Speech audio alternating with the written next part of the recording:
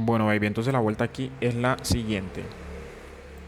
Entonces, lo de displasia, lo que usted va a decir de displasia. Entonces, lo primero que vamos a hacer es definir. Entonces, la displasia, la palabra displasia es digamos, una alteración en el desarrollo, un mal desarrollo de algún tejido, células u órgano. ¿Listo? Problema de desarrollo. Entonces, lo que hay aquí es una alteración en el desarrollo pues, del árbol pues, broncopulmonar. ¿Listo? Un mal desarrollo de los pulmones. Pero entonces esa definición no nos sirve. O sea, yo digo, sí, una mala alteración en el desarrollo de los pulmones, pero no me sirve cuando yo veo al paciente, porque yo veo al paciente con dificultad respiratoria y cómo sé que él tiene un mal desarrollo de los pulmones. Entonces necesitamos una definición clínica. Entonces esta definición que está aquí es la definición clínica. Entonces es un síndrome caracterizado por dificultad respiratoria. Esto es lo importante. En un paciente, entonces usted es un chino con dificultad respiratoria. ¿Listo? Y si el chino, usted le coloca oxígeno, y si el chino depende del oxígeno después de 28 días de vida, entonces usted dice, este niño lo que tiene una displasia broncopulmonar. Listo, mire, 28 días, o sea, tiene que pasar 28 días para que usted confirme el diagnóstico de displasia broncopulmonar realmente. En esos 28 días, obviamente, usted tuvo que haber descartado todo lo demás, ¿no? Porque usted tiene un chino con dificultad respiratoria y que necesita oxígeno, puede ser por cualquier cosa. Puede ser un síndrome de dificultad respiratoria, puede ser una neumonía, bueno, puede ser cualquier cosa. Entonces usted lo que tiene que hacer es, después de esos 28 días, usted tiene el chino con oxígeno, ya le descartaron todo lo demás, neumonía, todo lo demás. Pasaron 28 días y el niño sigue dependiendo de oxígeno, entonces usted dice, este niño lo que tiene es una displasia broncopulmonar, es decir, un mal desarrollo pues, de los pulmones. ¿Listo? Y además de eso, pues se van a ver alteraciones radiológicas, pues histopatológicas y demás. Pero digamos, el diagnóstico es con esto. Todo niño que usted vea después de 28 días que todavía dependa de oxígeno y usted ya le haya descartado las otras cosas, ese chino tiene una displasia broncopulmonar. ¿Listo? Bueno. Entonces, esa es la vuelta. Entonces, cuando yo digo que el chino depende de oxígeno, o sea, que yo le estoy dando oxígeno, pues obviamente le estoy dando oxígeno con una FiO2 mayor del 21%. Porque acuérdese que al aire ambiente el oxígeno está en una proporción del 21%. Es decir, cuando yo estoy respirando aquí, estoy respirando oxígeno al 21%. Entonces, si yo le coloco oxígeno a un chino o a un paciente cualquiera, es porque le voy a colocar más del 21%. ¿Listo? O sea, más de lo que uno respira pues a aire ambiente, porque si le voy a colocar oxígeno al 21%, pues no estoy haciendo nada. Pues para eso lo dejo que respire a aire ambiente.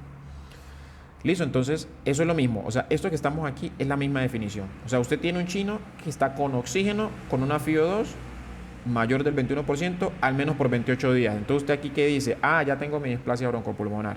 Listo. Ahora vamos a clasificarla. Esa displasia broncopulmonar puede ser leve, puede ser moderada o puede ser grave. ¿Listo? ¿Cómo la clasifico? Entonces mi clasificación va a depender si el chino tiene menos de 32 o tiene mayor o igual a 32 semanas. Menos de 32 como en el caso de su chino, de su neonato. Cuando yo hablo menos de 32 semanas, es la edad gestacional. O sea, el chino nació a las 27 semanas, a las 28, a las 30, bueno, a lo que haya nacido. ¿Listo? Entonces, si tiene menos de 32 semanas, yo lo voy a clasificar de acuerdo a esto. ¿Qué es esto? Que yo voy a valorar al niño cuando tenga 36 semanas de edad postmenstrual. ¿Qué significa eso? Digamos que el niño nació a las 27 semanas. ¿Listo? Como creo que nació el tuyo, a las 27 semanas. Entonces, de 27 a 36 semanas, ¿cuántas semanas hay? Hay 9 semanas. ¿Listo? O sea que el niño, cuando tenga 9 semanas de vida, es como si tuviera 36 semanas de gestación. ¿Sí pilla? Entonces ahí, cuando hablamos aquí de que tiene 36 semanas, porque ya el niño, acuérdate que uno habla de 36 semanas de edad gestacional, es en el embarazo, pero aquí el chino ya nació. ¿Sí ve? Pero entonces yo lo voy a seguir contando como así como los cuento en el embarazo. ¿Sí pilla? Entonces un niño que tiene 27 semanas, cuando tenga 9 semanas de vida, tendría 36 semanas de gestación, digámoslo así. ¿Listo? Entonces entonces esto cuando dice aquí valoración a las 36 semanas, es eso, ¿no? 36 semanas contando como si el niño estuviera todavía, como si estuviera todavía dentro del vientre de la mamá. Pero ya sabemos que ya nació hace rato, ¿no? Listo, entonces, si el niño hubiera nacido a las 30 semanas, entonces ¿cuándo tendría 36 semanas? Cuando tenga 6 semanas de vida. O sea, el niño nació a las 30 semanas. Cuando tenga 6 semanas de vida es como si tuviera 36 semanas de edad postmenstrual. ¿Sí ve? Listo. Entonces, si el niño que nació antes de las 32 semanas, a las 36 semanas de vida, o, mire que no es y, sino o sea, una de estas dos cosas, o al alta, es decir, yo le di alta al niño, bueno, ya vimos las condiciones, vamos a darle alta a este chino. ¿Listo? Entonces, si cuando yo le dé alta al chino, o a las 36 semanas, porque puede ser que el niño lleve 37 semanas y no la haya dado alta, o lleve 38 semanas y no la haya dado alta. O puede ser que el niño llegue a las 34 semanas y yo le dé de alta. ¿Sí ve? Entonces por eso es o. Entonces una de dos, o que el niño tenga 36 semanas de menstrual o que la haya dado de alta. Y si ocurre una de estas cosas, entonces así mismo yo lo clasifico. Entonces, si el niño con una de estas dos condiciones está respirando aire ambiente, acuerde que FIO2 del 21% es aire ambiente. Entonces yo digo, no, lo que tuvo ese chino es una displasia, o lo que tiene ese chino es una displasia broncopulmonar leve. ¿Sí? Leve, no hay mucho problema. Listo. Pero supongamos que el chino tiene 36 semanas, o sea, cumplió sus 36 semanas. Y yo todavía le estoy dando oxígeno, pero le estoy dando oxígeno a menos del 30%. A menos del 30%.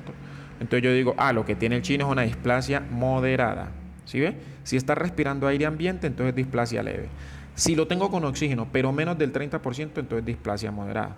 Ahora, si lo tengo con oxígeno, pero más del 30%, o lo tengo con ventilación a presión positiva, entonces una displasia grave. ¿Sí ve? Esa es la vuelta. Ahora, si el niño tiene más de 32 semanas, yo voy a utilizar estos mismos parámetros para clasificarlos, pues en displasia leve, moderada o severa. Eso tiene que pensarlo muy bien porque la gente aquí se enreda mucho, ¿no? En este pedacito. Tiene que pensarlo muy bien.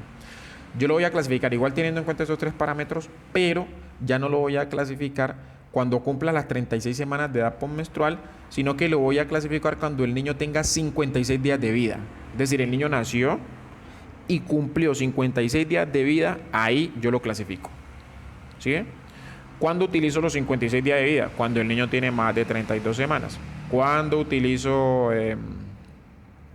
las 36 semanas de edad postmenstrual? Cuando el niño nació antes de las 32 semanas. ¿Sí ven? No se vaya a enredar con eso, esto lo piensa muy bien para que no se enrede. 56 días, ¿cuánto tiempo es? 56 días son como que 8 semanas, o sea, 2 meses. O sea, cuando el niño tenga 8 semanas, yo digo, este chino lo que tiene es, ahora sí lo clasifico. Si está respirando aire ambiente, displasia leve. Si está respirando con oxígeno, si le puso oxígeno, pero a menos del 30%, displasia moderada. Si lo tengo con oxígeno, pero más del 30%, o lo tengo intubado, o sea, con ventilación a presión positiva, pues, cualquiera de las modalidades, entonces yo digo displasia grave. Esto lo tiene que pensar muy bien, usted tiene que ver cómo usted lo va a explicar. ¿Sí? Usted lo tiene que explicar a su forma, no lo puede aprender de memoria y no que tiene que entenderlo. Si no lo entiende, pues me escribe al WhatsApp y ahí vamos hablando. Porque si no, eso se le vuelve un mierdero ahí cuando lo va a explicar. Listo, bueno, entonces eso. Entonces aquí, ¿qué es lo que hicimos?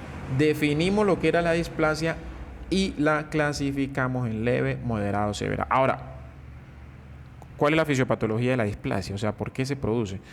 Esto es un síndrome multifactorial. O sea, tiene muchos factores que... Acuérdate, cuando uno habla de síndrome, está hablando de algo, de un trastorno que tiene signos y síntomas y que tiene múltiples causas, o que puede tener múltiples causas, o sea, lo que uno llama factores de riesgo.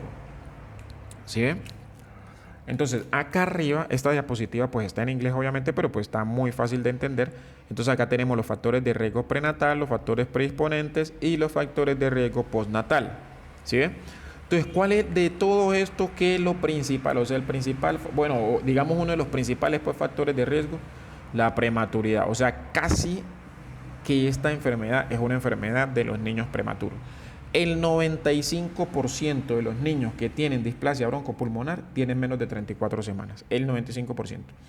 O sea que solo un 5% son mayores de 34 semanas. ¿Sí? O sea que esto es una enfermedad casi que de los niños prematuros. ¿Listo? También, pues los antecedentes genéticos también influyen.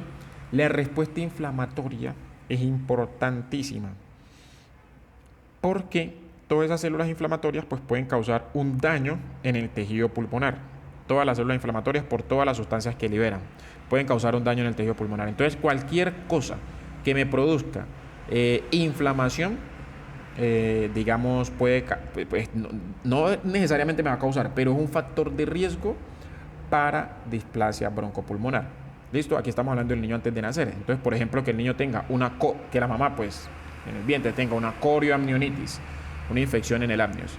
Eso es una de las principales causas, uno de los principales factores de riesgo pues, para displasia broncopulmonar. Pero cualquier otra cosa que me produzca, digamos, una respuesta inflamatoria o que me pueda producir una respuesta inflamatoria, puede causarme, es un factor de riesgo. ¿Listo? Cualquier otra de las infecciones que usted ya conoce, que le pueden dar a la mamá. Listo, ahora, que el niño tenga retardo o restricción del crecimiento intrauterino. ¿Listo? Retardo del crecimiento intrauterino es lo que llamamos, lo que abreviamos como RCIU. Eso también es un factor de riesgo, igual que la prematuridad. Eso, ahí van relacionados. Los niños con bajo peso al nacer, o sea, que tenga retardo en el crecimiento intrauterino o que tenga bajo peso al nacer. ¿Listo? También es factor de riesgo. Ahora, los factores de riesgo postnatales, lo mismo, las infecciones. Todo lo que me produzca una respuesta inflamatoria, acuérdense que aquí estamos hablando de manera prenatal, acá estamos hablando ya postnatal, o sea que el niño le dio una infección, una neumonía, alguna cosa, todo eso me puede factor de riesgo para displasia broncopulmonar. La toxicidad del oxígeno. El oxígeno es una sustancia, pues el oxígeno lo necesitamos para vivir y tal, pero en altas concentraciones puede ser tóxico. ¿Por qué? Porque induce la producción de radicales libres y esos radicales libres me van a dañar las células. ¿Listo? Esos radicales libres me pueden dañar las células. Entonces, ahora uno dice, bueno, entonces yo cuándo sé que el oxígeno es tóxico, es decir, ¿desde qué nivel de FiO2 el oxígeno es tóxico? Pues eso no se sabe exactamente, no podemos decir que después de para arriba, pero sí se ha visto, la mayoría de los autores dice que por encima del 40%, cuando uno le está dando a los chinos, por encima del 40% por un tiempito prolongado, eso, digamos, afecta, es factor de riesgo pues para esta vuelta. ¿Listo? Otro factor de riesgo importante, la ventilación mecánica. Casi que se dice que eso se da en los niños prematuros que tienen oxigenoterapia y que tienen ventilación mecánica pues por alguna cosa, por alguna razón. ¿Por qué? Pues porque esta ventilación mecánica, o sea, la introducción de un tubo pues puede dañar la vía aérea, puede producir lesiones, puede alterar digamos, el aclaramiento mucociliar y pueden producir lesiones directamente el tubo. Pero además de eso puede haber volutrauma. El volutrauma, es decir, cuando digamos, se le da mucho volumen al niño, en esa ventilación mecánica se le aplica mucho volumen, eso me puede generar un volutrauma. El barotrauma también es cuando hay mucha presión, pero se ha visto que más el volutrauma que el barotrauma están asociados pues con la displasia broncopulmonar. La malnutrición, la disminución digamos, en la ingesta calórica de los niños predispone mucho a esta vuelta. No solo la disminución en la ingesta calórica, sino también la disminución se ha visto que en otros nutrientes, micronutrientes como la vitamina A, bueno, el hierro, otros micronutrientes también se ha visto afectado.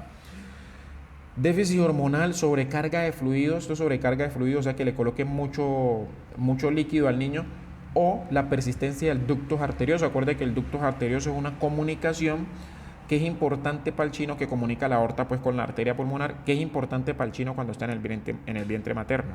¿Por qué? Porque acuérdese que cuando está en el vientre materno, la sangre que viene por la arteria pulmonar, pues se pasa de una para la aorta, porque no tiene que ir para el pulmón porque el chino no está respirando. El chino no respira. Pero después de nacer, usted tiene que cerrar ese ductus arterioso. Hay que cerrarlo, ¿por qué? Porque usted ya no, la sangre no se tiene que venir ya de la arteria pulmonar a la aorta, porque necesitamos que la sangre se vaya para el pulmón. Pero si eso permanece abierto, ¿cuál es el problema? Como ya cuando usted nace, la presión en la aorta va a ser mayor que la presión en la arteria pulmonar. Entonces, ¿qué pasa? Que la sangre se nos va a ir de la aorta a la arteria pulmonar. Entonces, ¿qué pasa? Va a sobrecargar el pulmón. Y esa sobrecargar el pulmón con sangre o sobrecargar el pulmón pues con líquido también es un factor predisponente pues para esta vuelta. ¿Sí pilla? Bueno, entonces todos estos factores, la toxicidad de oxígeno, el volutrauma, el líquido, la malnutrición, o sea, la sobrecarga de líquido, la malnutrición, la prematuridad, el bajo peso y la respuesta inflamatoria, todos son factores de riesgo para esta vuelta. Entonces, ¿qué es lo que va a ocurrir aquí? ¿Qué es lo que ocurre? Esto que estamos viendo aquí es un alveolo, ¿no? Esto se supone que es un alveolo. Nosotros ya sabemos que los alveolos tienen en su pared, pues tienen dos tipos de células, que son los neumocitos tipo 1 y los neumocitos tipo 2. Los neumocitos tipo 1 aquí se supone que son estos, como estos, representan los neumocitos tipo 1, esto. Y estos que están aquí son los neumocitos tipo 2. Los neumocitos tipo 1 pues son las células, digamos, estructurales ahí del alveolo. Los neumocitos tipo 2 son los que producen una sustancia que usted conoce muy bien, que se llama surfactante. El surfactante, ¿se acuerda, no? Que ayuda a que el pulmón no se colapse, porque disminuye la tensión superficial, bueno, y todo eso. Entonces, todos estos factores que acabamos de decir, lo que va a hacer es que nos va a afectar esta pared alveolar, o sea que nos va a afectar los neumocitos tipo 1 y 2, entonces se va a disminuir la producción de surfactante y por ende pues va a haber, digamos, mayor tendencia al colapso también. Y además de eso se va a, digamos, a afectar también. Estos son los capilares, esto que está aquí son los capilares. Acuérdense que el alveolo, los alveolos están conectados con los capilares porque aquí es donde se va a hacer el intercambio gaseoso. Entonces también lo que se ha visto es que está afectado el endotelio. Mire, estas células que están aquí son las células endoteliales. Acuérdense que las células endoteliales son las células de la pared de los vasos. Entonces también están afectadas las células endoteliales. ¿Sí? Entonces por eso aquí le dice que hay apoptosis de las células endoteliales, por acá le dice que hay apoptosis de los neumocitos tipo 2 y por acá le dice que hay apoptosis de los neumocitos tipo 1, o sea, se nos están muriendo esas células. ¿Listo? Y aparte de eso, pues acuérdense que aquí en los alveolos tenemos unos macrófagos, que son los macrófagos alveolares. Entonces se activan pues por toda esta respuesta inflamatoria que estamos hablando y además de eso, pues como se nos daña la pared del vaso sanguíneo, del capilar, entonces se nos van a filtrar células inflamatorias como los neutrófilos y tal, se nos van a filtrar para acá. Entonces todo eso me va a perpetuar pues el daño. ¿Listo? Entonces se me va a producir una deficiente alveolarización, o sea, deficiente formación de los alveolos. Acuérdate que en un niño los alveolos están recién desarrollando. Sí, estamos en el vientre de la mamá, ¿no? Suponiendo, y si el niño nace prematuro, pues también los alveolos se están desarrollando. Entonces hay deficiente alveolarización y vascularización, pues por todo lo que acabamos de decir. Entonces no se forman bien los alveolos, se nos destruyen los capilares, digamos hay alteraciones en los factores de crecimiento, los radicales libres, que esto es lo que le decía que es por el oxígeno, la toxicidad por el oxígeno produce radicales libres, pero estas células inflamatorias también pueden producir radicales libres, y hay incremento de la remodelación de la matriz extracelular, o sea, esta matriz extracelular de aquí. ¿Sí? Entonces todo esto es lo que me va a llevar pues al mal desarrollo pues del árbol bronquioalveolar, digámoslo así. ¿Listo? Entonces, ¿a qué me va a llevar todo eso? Pues aquí hay una pérdida en el crecimiento y la función del pulmón, aquí hay hipertensión pulmonar, aquí haya una alteración en la función inmune, alteración en la capacidad pues de reparación del pulmón y demás. ¿Sí pilla? Entonces, esa es su fisiopatología de esta vuelta. Ahora, entonces vamos a dejar esas tres cositas. Digamos que para mí, yo creo que eso es lo más importante para que ustedes, pues, ya por el tema del tiempo y todo eso que tienen, porque el tema realmente es bastante extenso, ¿no? Pero, pues, digamos, es el resumen por el tema del tiempo que me dijo. Y ahora, ¿cuál sería el enfoque entonces? El manejo de la displasia broncopulmonar. Entonces, pues, vamos a ver, el manejo va a depender, el manejo, ¿qué es lo que vamos a hacer? Primero vamos a tener unas medidas de soporte. ¿Listo? Bueno, lo ideal sería que el niño tratar de evitar que el niño nazca prematuro. ¿Listo? Eso es lo más importante, pues, digamos, pero pues si el niño nace igual, entonces, ¿qué es lo que vamos a hacer? Medidas de soporte. Entonces, lo primero, vamos a hacer un ajuste de los líquidos y vamos a utilizar los diuréticos. ¿Por qué esto? Porque ya dijimos que la sobrecarga de volumen es un factor de riesgo, pues, que nos predispone a que se nos desarrolle, pues, más la displasia broncopulmonar. ¿Listo? Aparte de eso, pues, debe haber una nutrición adecuada. Recuerde que en estos chinos que están hospitalizados, en un paciente adulto también que está hospitalizado, no podemos descuidar este temita de la nutrición. Y en este caso, pues peor, porque ya dijimos que el déficit nutricional también es un factor de riesgo para que nos produzca esta vuelta. ¿Listo? Ahora, si al paciente le estamos dando una FiO2 mayor del 30%, esto mayor de 0,3, como decir mayor del 30%, entonces, ¿qué le vamos a adicionar? Le vamos además de esto que le estamos haciendo y además del oxígeno pues, que le estamos dando obviamente, entonces vamos a darle broncodilatadores y corticoides inhalados. Digamos que esto del manejo, pues eso también hay mucha controversia. Hay personas que dicen que los corticoides no, bueno, eso hay mucha controversia, pero digamos, pues me gustó este enfoque. ¿Listo? Entonces broncodilatadores y aquí hay que analizar muchas cosas. Esto no es así tan olímpico, pues como lo estoy diciendo aquí, pero pues digamos, no, usted no tiene tiempo para aplicar esto a detalle. Digamos, esto es como una generalidad. Entonces, si le estamos dando, ya leímos la medida de soporte, pero el chino sigue con FiO2 mayor del 30%, entonces le tenemos que adicionar esto. ¿Listo? Broncodilatador y corticosteroide. Ahora, si el paciente no mejora, pues ¿qué vamos a hacer? Vamos a seguir con la terapia inhalada, vamos a hacer pruebas y tenemos que hacer pruebas funcionales y tenemos que ir retirando pues gradualmente. Si el niño mejora, quiero decir, vamos a retirar gradualmente pues esta terapia inhalada. ¿Listo? Y la idea es que vamos a ir retirando pues gradualmente también la fracción, la oxigenoterapia. Vamos a irla disminuyendo hasta que ya la quitemos. ¿Listo? Ahora, si el paciente no mejora, pues obviamente hay que seguir el manejo. Si el paciente no mejora, pues hay que seguir el manejo. Y obviamente tener en cuenta que hay pacientes que va a tocar llevarlos pues a ventilación mecánica. ¿Listo? A pesar de que ya sabemos que la ventilación mecánica es uno de los factores de riesgo, pero hay pacientes que toca con ventilación pues a presión positiva. Listo, más o menos ese es el enfoque que hay que hacer pues con estos chinos. Esa sería la vuelta, eso sería como un súper resumen, o sea, eso es un súper resumen, ¿no? Porque ese tema pues mucho más complejo y extenso.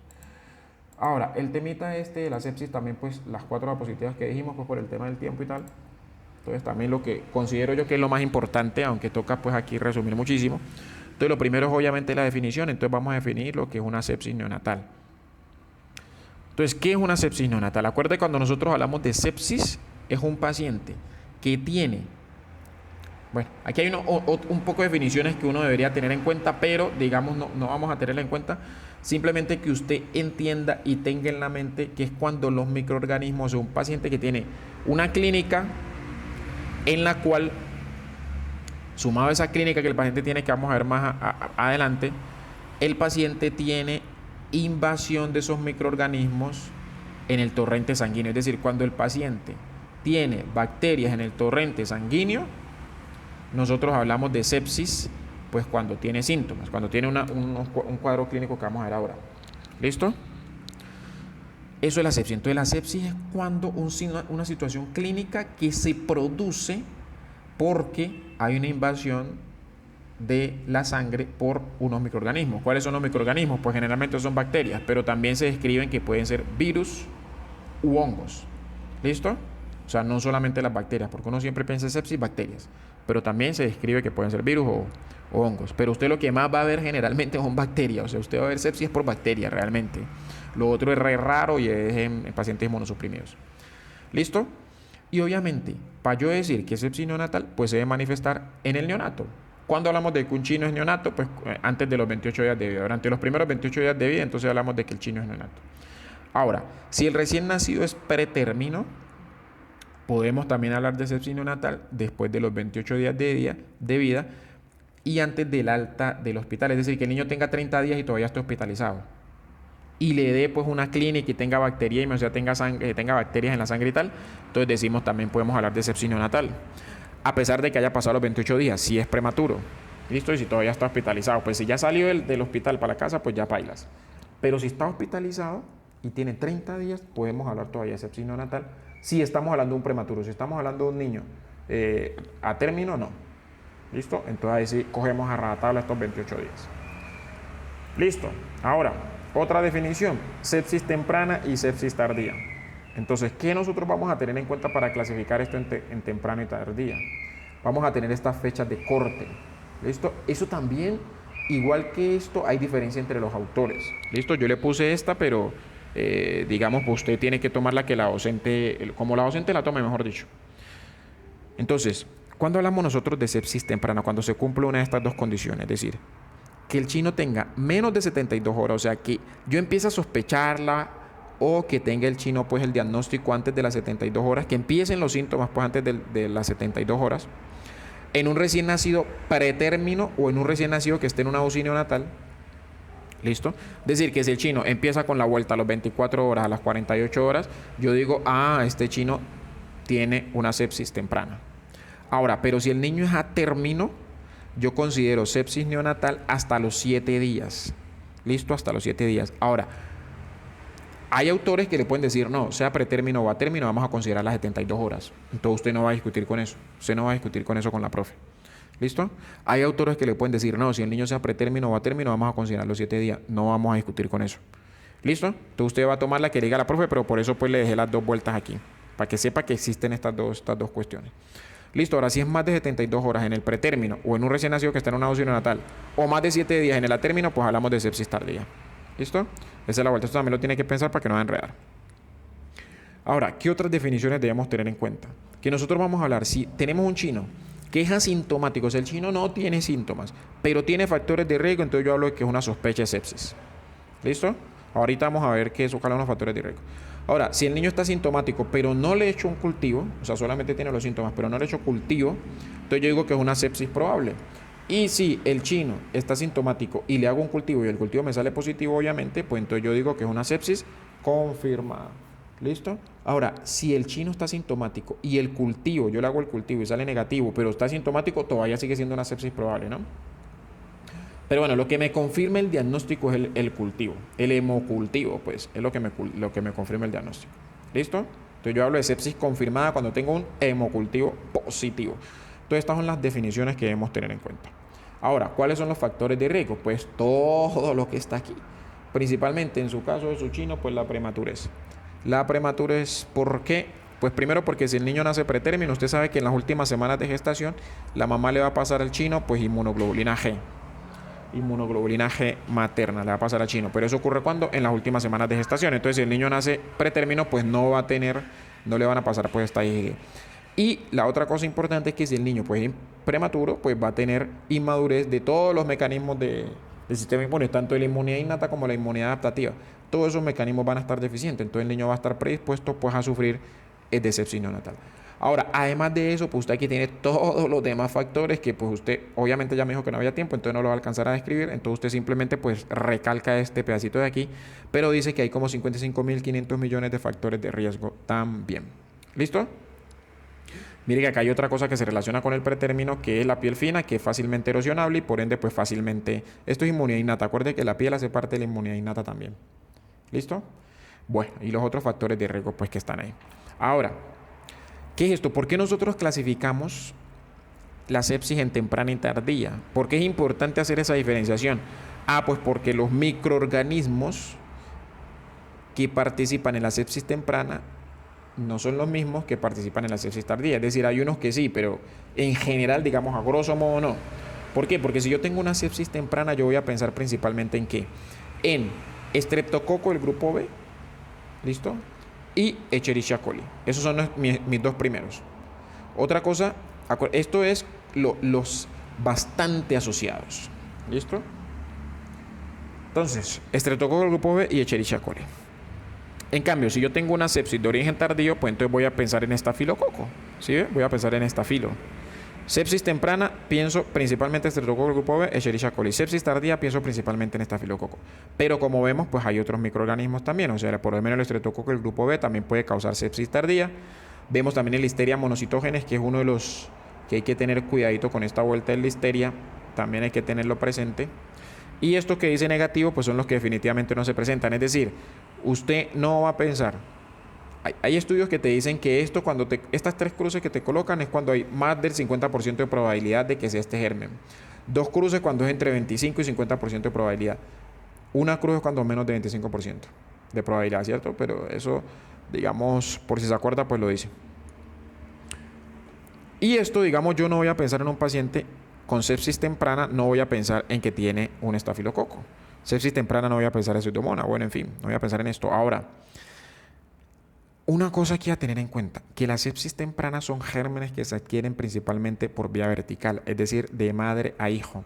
En cambio, la sepsis tardía son gérmenes que se adquieren pues en el hospital, ¿cierto? Si es un paciente que está en UCI y le da una sepsis tardía, pues yo pienso que después por los días de hospitalización y tal, por la hospitalización. Entonces, aquí yo tengo que tener presente los gérmenes, digamos, de la UCI. Acuérdense que cada hospital tiene su ecosistema de gérmenes. Entonces yo tengo que conocer el ecosistema de gérmenes del hospital donde yo estoy o de la clínica donde yo estoy para saber cuáles son los gérmenes más probables que me pueden haber causado pues la vuelta en este chino cuando estamos hablando pues de la sepsis tardía.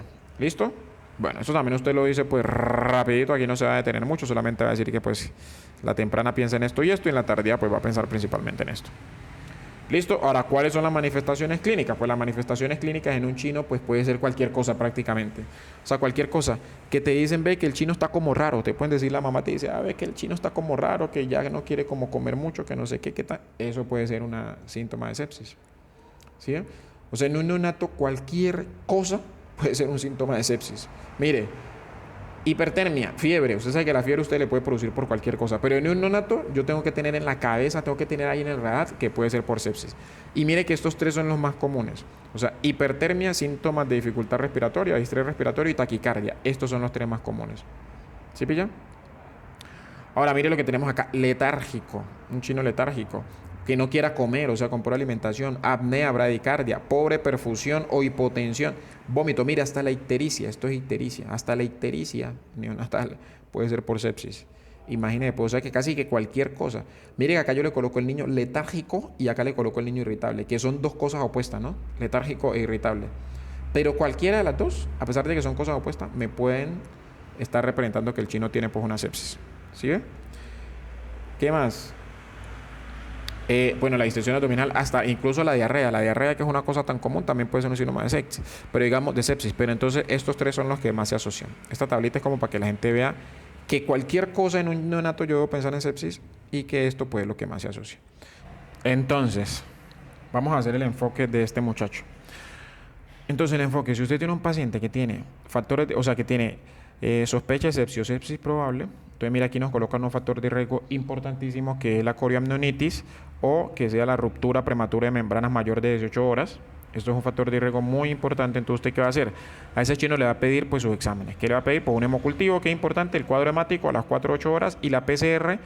Bueno, aquí es a las 24 horas, pero puede ser después de entre las 6 y 24 horas, sí, porque antes, como el niño no tiene el sistema inmune pues bien y tal, entonces esto no va a salir positivo. Esto puede salir negativo. Si usted se la pide al nacimiento, esto le sale negativo y puede que sí tenga pues la respuesta inflamatoria. ¿Sí? Entonces, esta PCR es a las 24 horas.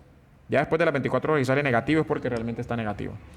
Listo, entonces usted le pide los exámenes y de una le empieza el antibiótico. O sea, usted no va a esperar resultados de los exámenes porque el chino le puede morir si realmente tiene la sepsis. Entonces usted, le empieza el antibiótico. ¿Qué antibiótico? Pues ampigenta. Digamos que es lo más usado, pero esto va a depender de varias cosas, ¿no? Esto va a depender de varias cosas del tratamiento, pero digamos esto es lo más usado. La ampicilina te cubre la listeria monocitógena y los gram positivos, y la gentamicina te cubre los gram negativos. Listo, pero cuando un niño tiene, por ejemplo, sepsis, meningitis, por ejemplo, yo le tengo que dar una cefalosporina de tercera generación. ¿Por qué? Porque penetra más el cerebro, como la cefotaxima. O si el niño tiene una sepsis tardía, puede ser que me toque usar vancomicina, ¿sí? Porque sea un estafilococo resistente, ¿ya? Entonces, pues esto de los medicamentos va a variar. En sepsis tardía yo pienso más en vancomicina. Sepsis temprana, pues pienso en estas dos más que todo. En neumonía en meningitis, pienso en una cefalosporina de tercera generación. ¿Listo? Bueno, entonces si el hemocultivo, ya me llega el resultado del hemocultivo, entonces me sale positivo, entonces yo sigo con mis antibióticos y le hago una punción lumbar de Guam. ¿Listo? Y si me hace la punción lumbar y me sale positiva, pues ya sabes, tengo que pensar en la cefalosporina de tercera generación. ¿Listo? Cefotaxima. Ceftriaxona no, porque la ceftriaxona aumenta el riesgo de ictericia. Entonces en un neonato yo no doy ceftriaxona. Porque la ceftriaxona compite con las proteínas, con la albúmina. Entonces desplaza pues a la bilirrubina y me puede producir ictericia y kernicterus y bueno, todo eso. Entonces no le doy esta vuelta. Ahora, si el hemocultivo sale negativo, entonces yo voy a valorar los otros exámenes y voy a valorar las manifestaciones clínicas.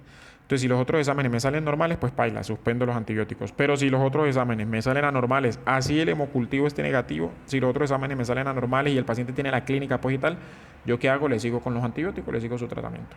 ¿Listo? Eso sería como un enfoque ahí sencillísimo, súper sencillo, pues para que la vuelta sea, bueno, esta es la bibliografía. ¿Listo? Y eso sería todo.